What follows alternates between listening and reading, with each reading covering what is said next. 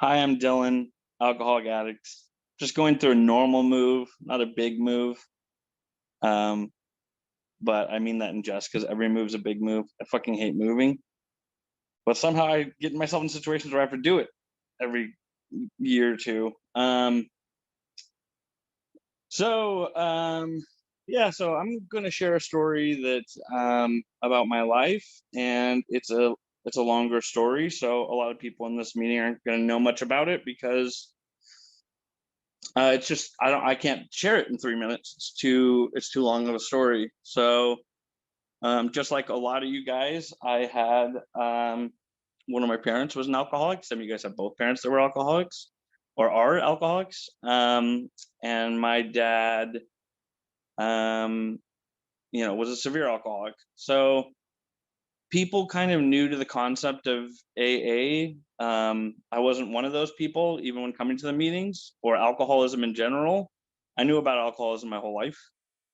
I saw the effects of alcoholism my whole life, but and not the I didn't know it was an alcoholic until I got older thing. It's like no, it was very clear to me. It was made clear to me that he was an alcoholic as long as I could remember. Um, so anyway, my mom and dad got married. She was like 19, he was 21. They had my older sister then, and then like a year and 9 months later, I was born. So she was like 22, and I was born in England because my dad was in the Air Force and he was stationed on an Air Force base. So she went to live there. But throughout the years of his alcohol abuse, it kind of just worn thin on her. And by the time I was like 2 or 3, uh, she left him and they got divorced. So I don't ever remember my parents being together. As far as I could remember, my father was around sometimes, wouldn't come when he said he was going to. Just all of those movie cliches about an alcoholic father who doesn't show up when he says he's going to, and all that kind of stuff. And um, over the course of the years, that just kind of happened. And I grew up with a single mom and a sister. My mom has 3 sisters, no brothers. So I didn't have many male influences on my life. So for me, that's I think part of the reason why I I get along with women really well. I take better to women authority figures over me. My therapist, I was like, I have to have a female therapist. I can't have a male therapist, just and I can't explain why, but it was never going to happen that I was getting a male therapist. But anyway, I just like didn't have a male influence. Like I had, nobody to show me, quote unquote male things. Um, and whatever, that's not that big of a deal. But there's certain things that once I discovered them, like classic rock, I discovered when I was like, I really got into when I was like 21, stuff like that. I think, it's that kind of stuff where you notice an impact on it. When I had a Spice Girls album when I was a kid, um, and didn't think that was weird or funny, and stuff like that. Anyway, so one time he had sworn he was going to come and he didn't. And then, like a couple days later, he called and I answered. And my older sister, she was very protective. She was pissed. She was livid. She was like, if he ever calls or he comes around here, I'm going to chew him out. And he called. I didn't tell her that it was him. I lied and said it wasn't him. And then I started talking to him. And she just figured out from the way I was talking to him that it was my dad. And she, this is back in the day when we had several different phones in the house for one line. So she was like, she figured out it was him. She was like, I'm gonna go grab one of the other lines and I'm gonna yell at him. And I was like, oh, she wants to talk to you. And he's like, that's okay, I'll talk to her. And I was like, quietly saying like she's gonna yell at you, like she's mad at you. And then she yelled at me, get off the phone, and then she yelled at him, told him never call back again, and that was it. And he never did. And I never really blamed my sister for that because she was being protective. She was dealing with her own hurt. It's never something that I like subconsciously blamed her for or anything like that. But that was it. That was it for my childhood. For him coming around, he never reached out again or anything like that. I got to think about it, from his perspective. He was drinking and partying and getting with women in bars and stuff like that. And anytime he talked to anybody from his family, from his mom or me, or not me, but his ex-wife or his daughter, it was just like they were just shaming him. And so he was like, well, they're gonna be, they don't want me around, I'm just gonna go around, and then separate himself from the hurt he's causing. And it's not excusing it, but I understand it now. I didn't understand it then. Anyway, one day in class, I was 17 and I was in the class, and I was in the class that I was particularly obnoxious and really made the teacher's life miserable. And I had a cell phone then, but we didn't have email on our phones.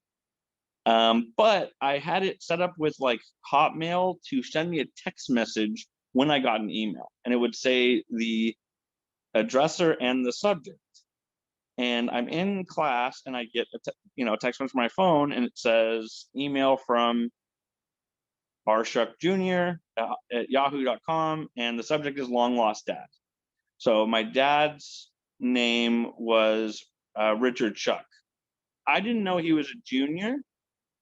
So at this point, I didn't know if this was a brother that I didn't know that I had, or if this was him. So anyway, I'm in class and I'm like, how the fuck am I supposed to pay attention? I hadn't heard from him in 10 years. And 10 years from 7 to 17, that might as well be 30 years when you're an adult. So that was a huge amount of time. And I went up to the teacher and I was like, hey, I just got a notification that I got an email on my phone. This is like, teachers, we weren't supposed to have cell phones either or whatever. We couldn't have our cell phones out. And I was like, I just got an email. It says long lost dad. I haven't heard from my dad since I was a little kid. Can I go to the library to check my email? And he's like, no, you're gonna have to do that after class. But I was awful to this teacher, so I understand. And I was like, okay. And I came and sat back down. I was like, this guy's not gonna let me go. And I went and sat back down, and I was like, I can't just sit here. Like, we had a half hour left. I was like, I can't just sit here. I can't do this. And I went up and I was like, hey, could I just go outside and call my mom and have her log into my email and check? Like, I have to go. Like, I have to. And he was like, okay, that's fine. You can call your mom in the hallway. And so I went out in the hallway, called my mom. She starts logging in. We're going through login issues. And then, like, a freaking one of the security passed by. They see me on my phone. They come to take my phone away from me. And I'm like, no. Like, I'm freaking out at this point, being like, how many obstacles I keep running into. And I'm like, here, it's my mom. Talk to my mom. Here, it's my mom. Like, I'm on the phone with my mom. Anyway, we couldn't get logged in. I wait till I get home. I read the email. It's from him. He found me on classmates.com. And then he, we emailed back and forth a little bit, and he talked to my mom. They talked a little bit. There was kind of discussions about if I'll ever be able to meet him, whatever. And then my mom caught me smoking pot, and she was just, my sister was gone already at this time out of the house. My sister was a really big trouble kid, but by the time she had like 17, she was out of that phase. And I started that phase at like 17. So my sister started at like 12, and then she was out of it by 17. So, and she's older. So that was like a 7-year gap in between that. And my mom was just over it. She was like, I'm going to send you to live with him because she got me smoking pot. So I went there. He lived in South Dakota, and I lived in LA. So big cultural change. And I had all these friends, and I shared a couple days ago, I just didn't have a lot of friends when I was younger. And then all of a sudden when I was like 17, I just figured out how to be cool and popular and just made a bunch of friends. So this was just like 6 months into that. So it was the only thing I wanted my whole life, was to have friends, but I did want to get to know my dad. So I went there, but the condition was that he couldn't be drinking anymore. So I get there, he buys me a computer. I didn't have a computer at the time, and I'm just on the computer all the time, chatting with my friends on AIM. And that's just what I did the whole time. I was downloading movies, pirating movies, and watching them on the computer, which was kind of novel at the time. And just spending my time doing that. And one day he came to me with like uh, an ice cream, like a shake, and I was like, okay, and I sipped it, and it was had booze in it. And I had gotten drunk once, and I had thrown up, and I thought I had gotten alcohol poisoning, but I was just a hangover. It was my first hangover, and I didn't realize it. I blacked out, and I cried in front of a bunch of my friends. And it was really just an embarrassing thing. So I just wasn't into drinking at the time. And so he had that, and I told him, "Oh, I got really drunk and got alcohol poisoning once, so I don't drink anymore. I can't drink. It makes me really sick." I was 17, and he was like, "You're a liar." So, like, in hindsight, that always just made me feel like my dad thought I was square, and I was square for not drinking with him. And I was like, I'm not fucking lying, like, to be cool that I got drunk once. And I mean, from his perspective, he probably was like alcohol poisoning. Like, I would have heard about that, but that's what I thought it was. So that's what I said. Anyway, I didn't drink with him, and we were, there for, you know, um, days went on, and one day I was on the phone with one of my friends who we were talking a lot on the phone all the time, and I heard screaming from his room. So I was like, the fuck?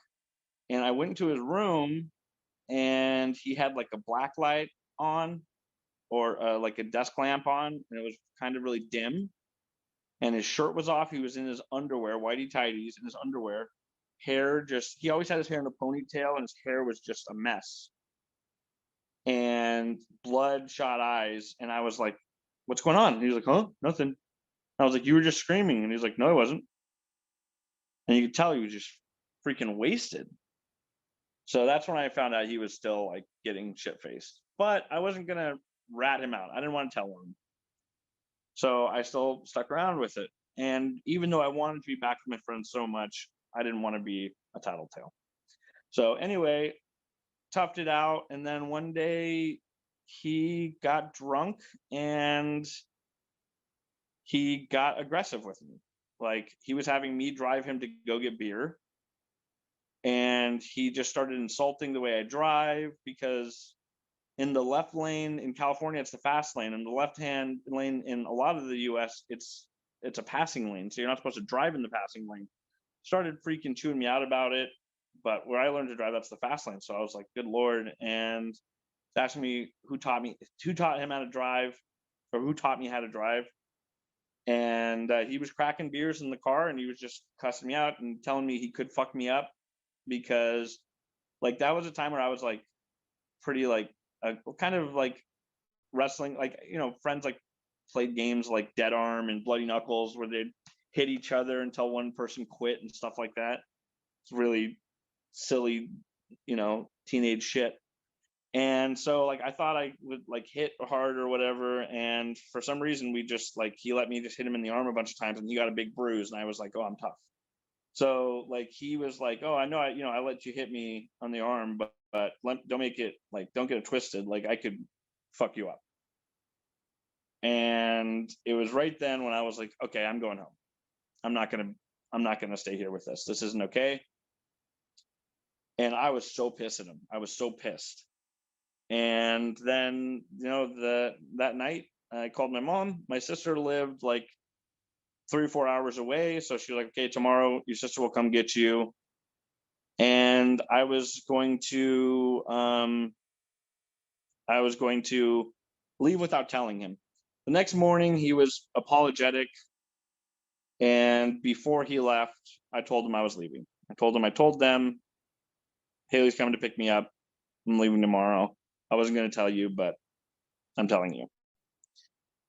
And then he said, okay. And he kind of went to his room, and he came out. He told me I could keep the computer. He gave me a wad of cash. He gave me a hug, and he cried. And then he left for work. And then I went home. He tried to call every now and then. I didn't really want to talk to him. I was just not in a phase where I was ready to talk to him. And then one day I was at a pool hall with some friends, and one of my good friends called me. And she knew my mom really well. And she called me and said, "Hey, could you come over?"